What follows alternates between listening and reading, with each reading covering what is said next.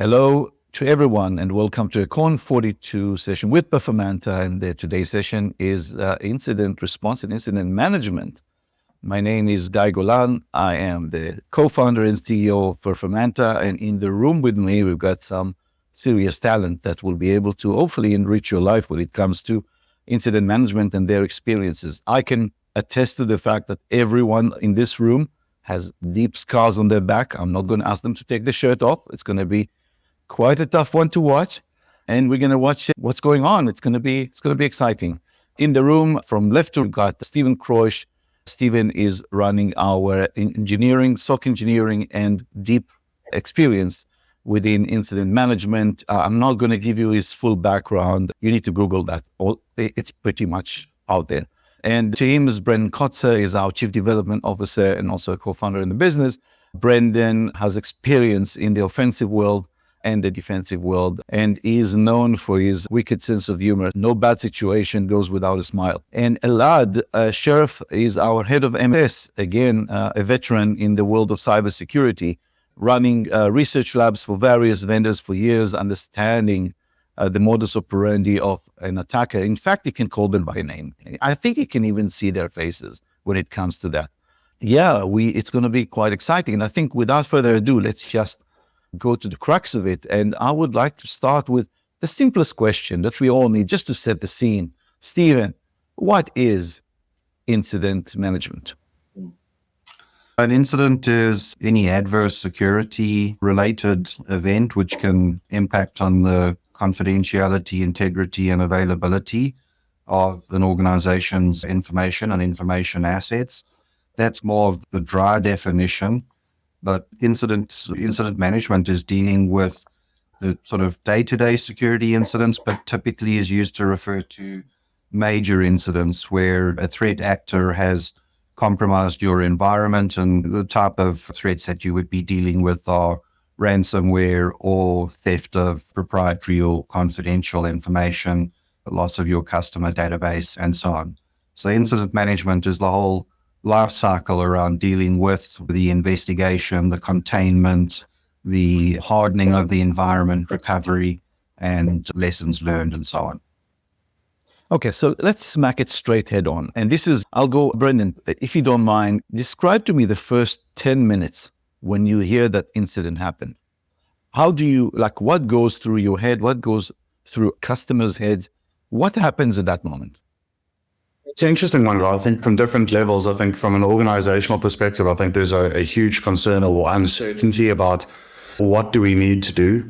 There are huge levels of panic, frustration, fear, and really most organizations that have solid incident management plan are in a state of panic at that stage.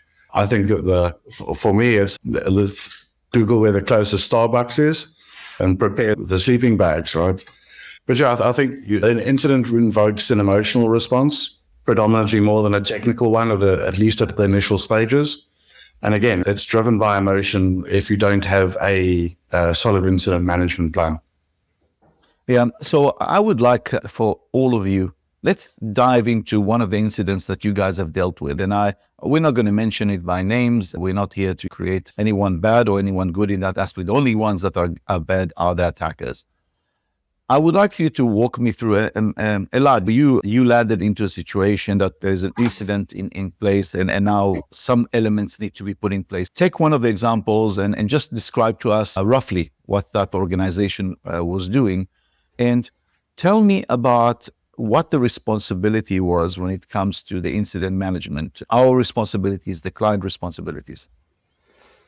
Yeah, so usually our own clients, when we get them onboarded for our service, not surprisingly, are not impacted at all by serious incidents. It's usually prospects that come to ask for help when they are not onboarded or get a service from us. But also we experienced multiple cases like that before, and that usually the client state or the prospect is experiencing chaos in their own systems as well as internally between departments, etc. If there's no incident management process, clear accountable for the process, usually the business experiences chaos, and this means that they usually they either contain it by themselves, but in this example, I'm going to talk about a big company, a global company that we've dealt with in the manufacturing sector that really got hit hard by one of the ransomware actors called, in this case, Blackbuster. And basically they got in, they infiltrated the systems, they moved laterally, and they hit them hard. But the impact wasn't complete, it was partial, which they were lucky. And at that moment in time, they didn't know what to do. They sought help. And this is where we got into the picture. Now, if you don't get a service from a company that monitors your systems for 24/7, basically there's a lot of hard work that needs to be done to detect the adversary and map their steps in order to remediate systems. So it's a lot of chaos. It's a lot of not ability to know what to do. And usually, if it's serious enough, you seek help. So I can compare it to a medical situation. When you have an emergency, usually you can't, if you don't have the facilities at home, you need to get it from somewhere else. And usually that's what happens. You call an ambulance and you go to the A&E, and then you get the treatment that you need in order to solve the problem. Okay, that makes sense. I assume, Brendan, Stephen, you know what Elad was talking about, that specific incident that happens. I think we're going to go align with that specific one in our example, just to keep consistency in place. It happened to me that I was in one of the war rooms when incident happened, and the first thing I saw is lots of whiteboards, lots of people moving, many people sitting in front of the computers, lots of consultations. And one thing that was very much dominant in that situation is noise. There was lots of noise. About this situation, and if you can just elaborate further on, because we need our audience to understand what really happens at the moment of an incident. What happens, it's not 5 minutes or 10 minutes, it's a rolling event. Can you just describe that, Stephen? Maybe you can add more color to it. Sure. So I think in the beginning phases, you're looking to inform the right people within the organization and construct the incident response team. And if you look at it within a customer environment or enterprise environment, you've got a variety of teams that are involved. You've obviously got the internal cybersecurity team that is normally the primary technical contact that we will deal with. You're pulling in members of other teams. This might be your Windows Server team. It could be your network security team, people who deal with vulnerability management or patch management, your endpoint security team. Quite often, there's additional managed service providers involved. So you might have outsourced some of your IT. It might be that you look after your own sort of core IT, but in far-flung regions, you don't have personnel, and so that's been outsourced. And then there's a whole aspect of involving the business side. It might be necessary to inform the board. Obviously, ExCo would be involved. There's public relations and communications. So you need to establish who can talk to media and what they can say. You might also be working on preparing a statement, a holding statement that's going to go out if needed, dealing with the inevitable eventuality that at some point media are going to find out. They're going to start calling you. Internal legal and regulatory teams as well would typically be involved. And then in addition to managed security service providers like us, quite often an organization would involve a forensics partner, and the forensic partner would be coming on board to try and unravel what happened and how a threat actor got into the environment and what data did they touch and what could have been exfiltrated and so on. Initially, yes, there's a lot of chaos, but it's a standard sort of playbook that you follow. It's the details of the environment and the nature of the threat actor that you're dealing with that will differ, but you're looking to establish what is known, to challenge assumptions, to validate information. Quite often when we get involved, there's high-level information and it's not great, so there's a lot of digging down, getting more detail, validating, finding indicators of compromise and branching out from that. And then the big aspect also is to understand what kind of telemetry and logging and security capability or products are in the environment so that you know where you can go to get that information. Thanks, Stephen. By the way, you are in South Africa right now, and if you heard in the background, like I did, a sound that is like screamish sound, it's called a Hadida bird, and it's a relic from the dinosaur age. I can attest to that. They're dinosaurs, and they're very loud. So I spare the moment for you to actually hear it, the decibels when you are next to it. But you're then a view into the past, into the dinosaur age. So it's good. Brendan, I wanted to add a different context to that. I think also you mentioned noise, and I think that's something that the industry sometimes forgets to discuss. Is choose your partners carefully and know who to call, because what will happen during an incident is you'll get some vendors and some providers and some partners that are there to actually help contain, to help support your team, but you'll also experience ambulance chasers where you will get multiple different calls from an exec level down to IT operations of, oh, we've seen this and we've seen that, and have a look at our product. And if you had this, we could have solved. And everybody and their dog trying to put their solution, their technology in place. And sometimes that can become a huge distraction, especially if it's happening at an exec level. And it's just something to be cognizant of. And I would really advise organizations to at least have a call tree of who in the industry can we trust, who are going to be our first, second, and third calls, and really just help guide the organization to reduce that noise, because everybody's running around. Everybody, technical standpoint, is trying to focus on the task at hand, and these distractions really don't help the people on the ground and divert attention and focus away from actually getting the job done.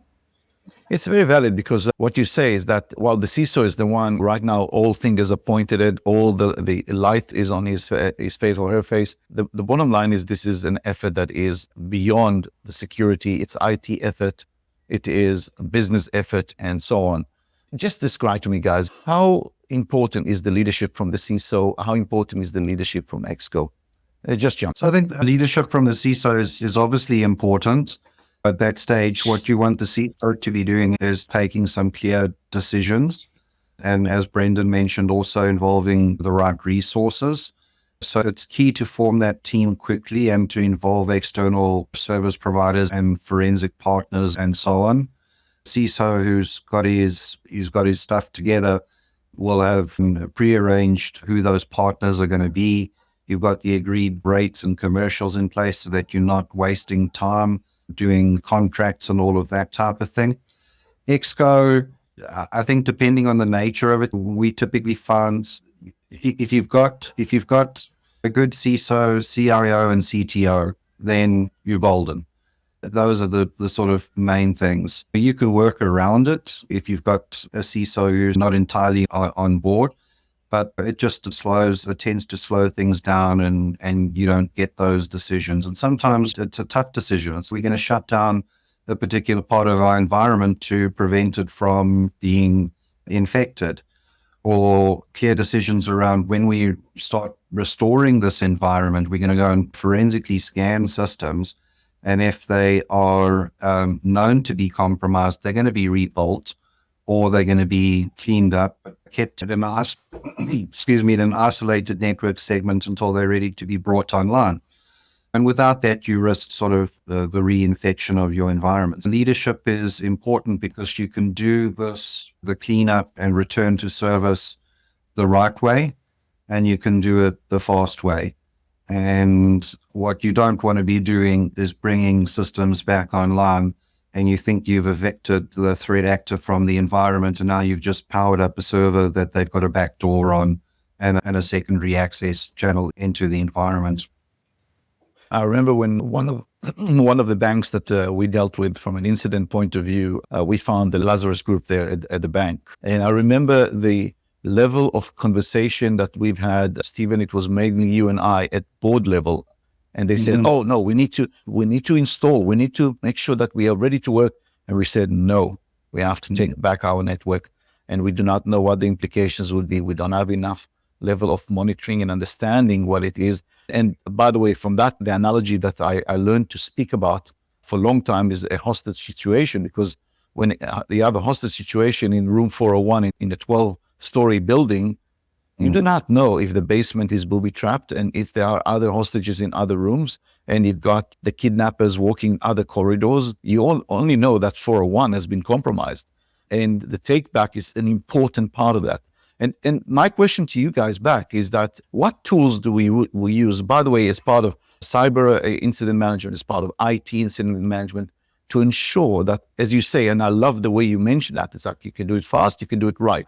And they normally do not work hand in hand. You can do it optimal, you can do it right, but optimal, but it's never going to be as fast as people would expect it to be. So what are the tools that you guys are using to get from a cyber point of view, from an IT point of view? Elad, do you want to sorry, Steve, go ahead.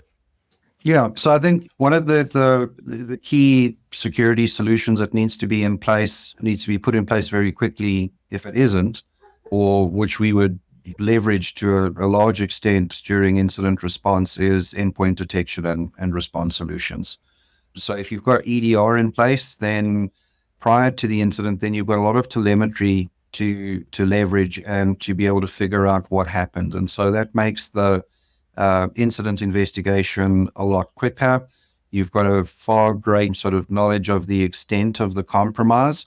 And when it comes to also things like insurance and quantifying risk and say what data was taken, you've got a lot of data that you can work with. It's high fidelity data and you've got confidence in it and so on. If you don't have that in place, you've got to put it in place, because EDR is a critical aspect of being able to now detect a threat actor moving through the environment and to be able to quickly contain them. So I'd say that's one of the most important solutions. The problem always comes in, though, is one of coverage. And the worst thing is you've got 99, 98% coverage in the environment, and the threat actor is sitting on some forgotten Windows 2008 box that is no longer joined to the domain and doesn't have any security tooling on it. And it becomes critical to make sure that you can assess the coverage. And obviously we use Encore and our SafexDR platform for that, to be able to assess the coverage of various technologies. So whether it's which systems are in Active Directory and which systems are standalone, pulling in vulnerability management information to understand where holes are. And that's important from two aspects. The one is, what are the potential holes that you don't know how the attacker got in, that they could have exploited? And the second part is to actually be able to close those holes and address those vulnerabilities. The coverage aspect, as I mentioned, is critically important. And then sometimes what you'd find is an attacker goes in and, as part of their playbook, they either disable security solutions, and Encore allows us to pick that up as well. We can see the configuration of a security product. And another thing that they can do is not only just, instead of disabling a product, they can render it useless by going and adding, say, an antivirus exclusion that the whole C drive and all files on the C drive are excluded, or that they exclude PowerShell from scanning. I think to have sort of asset sort of inventory information and to know your environment, to know the vulnerabilities, the security products and their coverage, your patch status, all of those are critical as part of incident response. And ideally, you also have things like mapping out of privileged accounts. And I'm referring to doing this programmatically and automatically, as we've had instances where we know that a threat actor is using, say, 2 accounts that have domain admin equivalent permissions. And when you go in and you start doing containment and disabling those accounts and changing passwords and resetting credentials, you know that they're going to move to other accounts. Now, if you've got a map of what those privileged accounts are, you can start proactively hardening some of those accounts. And we've seen this in environments. Here's the 2 accounts that they're using. We think here's the next 5 that they're going to use. And as soon as you shut down those 2, they start using, say, 3 of those 5. So how much, Elad, how much efficiency has Encore and SafexDR provided to you and your team in this process? So we can say that a lot, and I will explain why. And to put it into perspective, when we deal with incidents, a very important part of it is the diagnosis of what really happened. That's the main question that keeps popping up. What happened? And the prognosis, what is it that we're going to do now?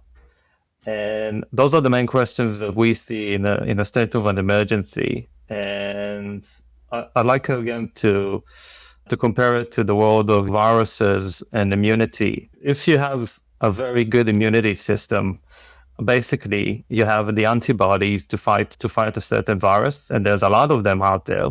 Like there's in cyber, a lot of sorts of attacks that are out there. But it's not just about the ability and the antibody against that particular virus. It's also how spread is your antibodies across the system. So like Stephen mentioned, how well and that those defenses are deployed, but also how fast can they get to the virus and eliminate them. That's the fast response. But the most important thing actually in preventing is good hygiene, right? If you got good hygiene, you won't get infected. So when we get involved in a critical incident or before, we're able to provide that. So we're able to have the ability to see, okay, this is what you need to do to stop that from happening, to stop that threat or potential threat impacting your environment. But if something happens, we're going to make sure those antibodies spread out in the right amounts and that they respond really quickly to eliminate the virus. Now, if there is an incident, this all happens at a really fast pace. We have to diagnose what happened, and we have to agree on a course of action. Encore and the tools that relate to the hygiene just gives us, if you think about a huge MRI scanner, gives you that ability to see what is going on and focus on points of remediation. So absolutely useful to have such tools. So you're not just focusing on response, you can see the entire system. And that's what a doctor needs, or a medical expert, in order to solve a complex situation like a breach. I think just add to that, I think the value when I'm working on an incident, the value that I get from Encore is that I've got real-time data and I can see what the state is, and I can pull out some information and I can send it to a client cybersecurity team or to their IT admins and ask them to take action. And when they come back and they say, I've done this, I don't have to trust that they have done it, because I can actually go into Encore and see for myself that it has been done. And one of the incidents that I worked was pretty frustrating in that we had a Chinese and Iranian threat actors that had compromised a global organization and kept on breaking into their exchange servers. And they had about 40 exchange servers spread around the globe. And we would pick up the web shell activity and we'd ask the IT team to go and remove it, and they'd come back and they'd say it'd be removed. And we kept on getting whacked. And it was because they weren't removing things properly. And when we were given access to go and remove it, we did that across all of the servers. And that is what then kicked the attacker out and forced them to change their techniques and to activate a secondary mechanism into the environment, which we were then able to discover. Working with accurate information and knowing that things are being done properly is critical, and that's where Encore helps us immensely. So what are you saying is that, the two of you, is that basically with the life with Encore, and by the way, I know it's mentioned a few times, so I assume that we will add it in the synopsis, and you guys, you can look for it if you want. I think it's a powerful, very powerful tool. But bottom line is that not only is it creating a tremendous level of efficiency, like taking elements that are taking hours, I can see them now in real time, but it surgically allowed me to be so accurate and coming back to the conclusion very quickly. Brendan, you are, if I may call it, I know you are a father to a beautiful child, but you're also the father of Encore. What was the mindset from your side with regards to Encore and SafexDR when you put them together? So really, I think taking a step back, guys, predominantly being involved in the defensive world, we've got a lot of challenges as defenders. We've got to deal with change controls and visibility and asset matching and all of the complex IT problems, which the attackers don't have. Okay, attackers are highly efficient, highly effective, well-resourced, and don't have any of the other red tape. So essentially, the whole concept of where Encore was birthed from was how do we solve the IT problem and give the advantage or some advantage back to the defenders to be more efficient and stop spending time doing reporting and start spending their time doing actual IT security implementation and work and actually solving the problem, not continually creating more reports about how big the problem is. Then moving into the offensive side, it made me quite pessimistic about the defender world because it was, in inverted commas, really easy to bypass defenses. And really, Encore came from the fact of how do we take the offensive experience, the tools and techniques that attackers are using, merge that with IT asset management data, and then obviously with the powerful detection capability that we have through the SafexDR, is bringing all three of those elements together to really provide both, as Elad mentioned, preemptive, proactive security hygiene. How do we use the attacker view of an organization to inform defensive strategy?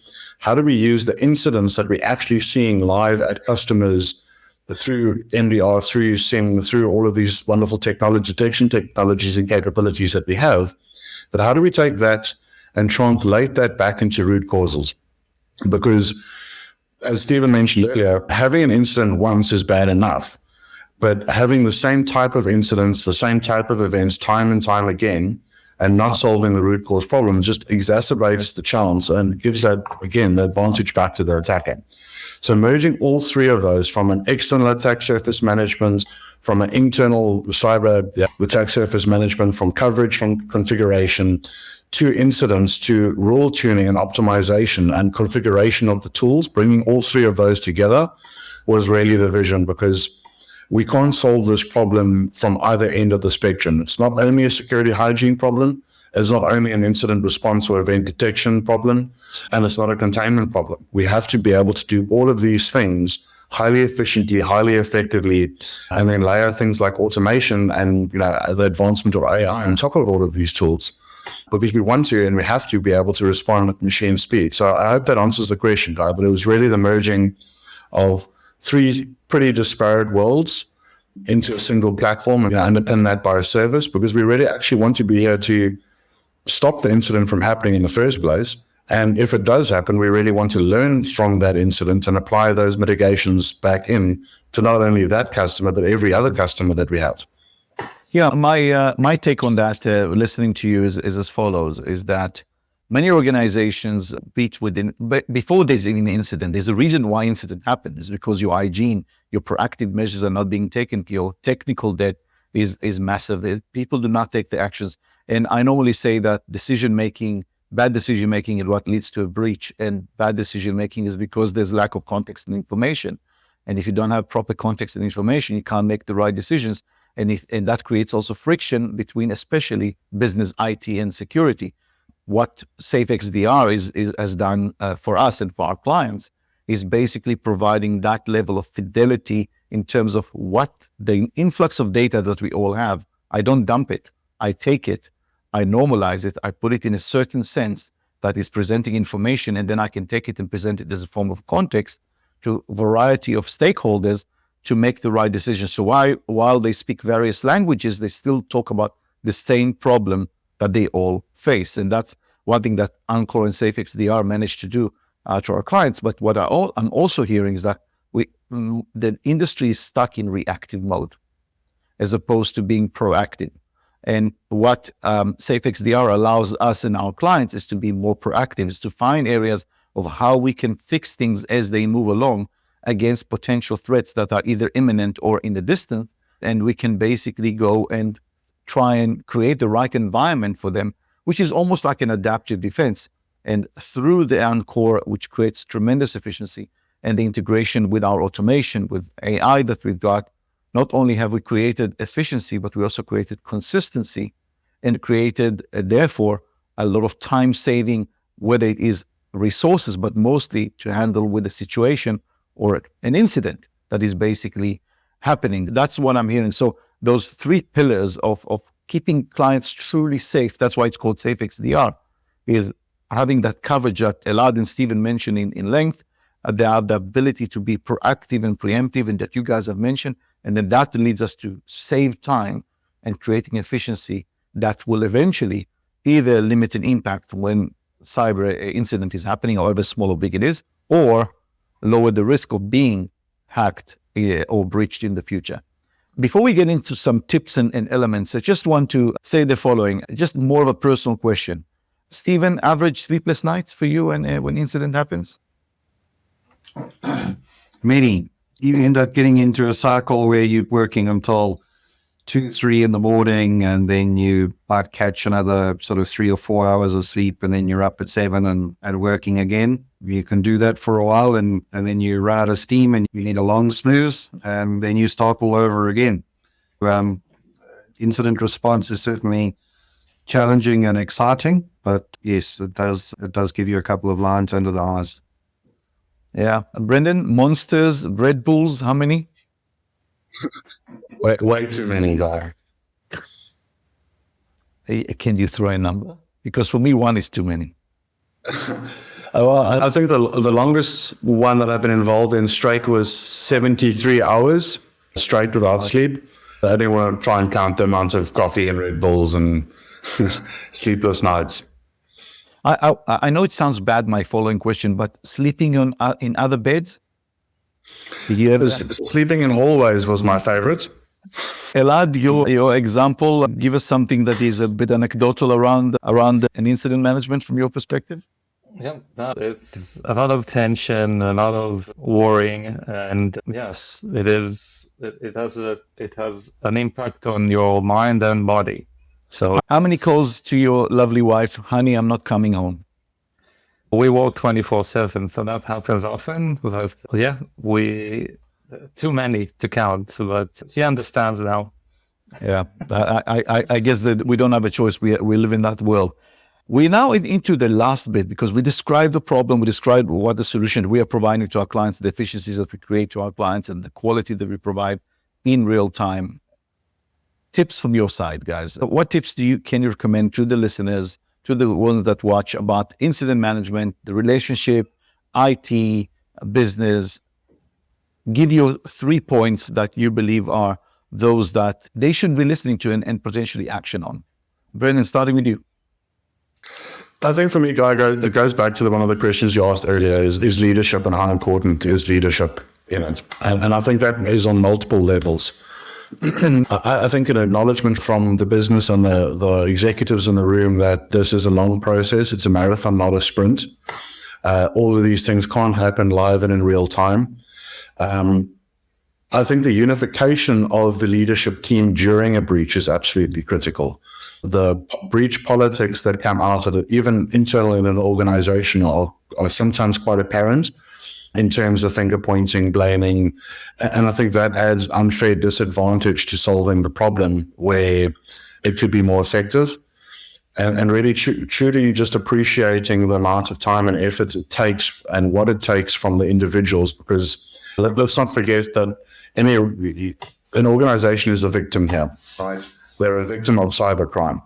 That, I think, has many implications from a media perspective, from blame shifting, from politics. The people on the ground are the ones trying to remediate, the ones that are trying to ultimately save people's jobs. And just that acknowledgement of the effort that they go through, allowing the teams to have capacity scale, if you're bringing in the right partners, that your team can actually get some sleep and get some rest. Because after the incident, despite recovery efforts and all these sort of things, all of those people will still have to go through massive amounts of lengths to make sure that this doesn't happen again. So yeah, I think my biggest tip practically is, from a leadership perspective, is that acknowledgement, that alignment, that unification of leadership. Get the right people in and keep the wrong people from distracting your team.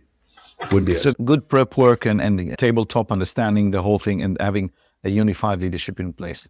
Thanks. Stephen, your tips. It's just scary how many organizations get breached because of not using multi-factor on VPN. That's essential for every single user. Second tip would be, do the security fundamentals right. Don't worry about the shiny, blinky lights technology and the stuff that looks cool.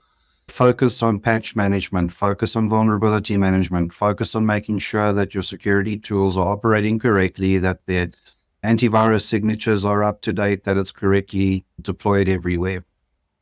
Then if you don't have EDR, put EDR in place. I think that you've got to be able to operate in a resilient manner. So we talk about assume breach, assume that your organization is breached, and you need to be able to keep your systems up and running while an attacker is in your environment, because that is the reality of what we deal with on a daily basis. So yeah, those would be my top 3 tips. I don't think you mentioned MFA. No, yeah, multi-factor authentication, Oh, yeah, sorry. Yeah, you're right about it. Elad, yours. Yeah, I agree with Steven and Brendan. Today, they say, and I agree, identity is the new perimeter. So we see a lot of employees, businesses' identities get compromised with targeted phishing attacks and phishing toolkits. So I would say address the identity aspect, very important. Also, the your endpoint resilience, as well as phishing protection. But all of that, with a lot of breaches that happened before, it's not like the systems are not seeing the breaches. They are seeing the breaches, but it's about acting when we see the breach. So detection, something basically. anomaly is happening. So augmenting your eyes on glass, 24/7 type of monitoring and response can do a lot of difference. And yeah, that would be my top tip.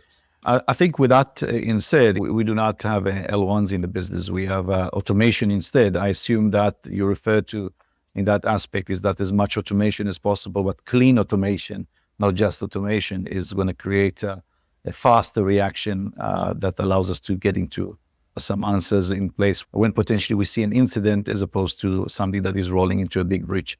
Am I right in saying so?